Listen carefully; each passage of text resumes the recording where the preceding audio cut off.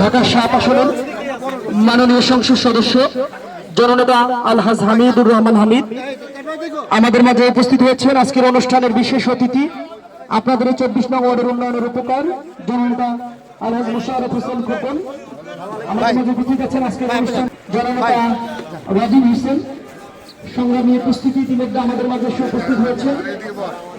আমি রাজীব রশিদ আঙ্কেল ফুল দিয়ে বরণ করছে মাননীয় প্রশাসক এবং এমপি মহোদয়কে।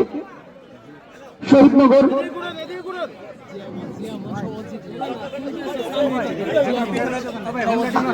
ধন্যবাদ ধন্যবাদ।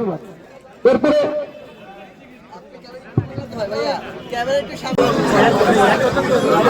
ধন্যবাদ।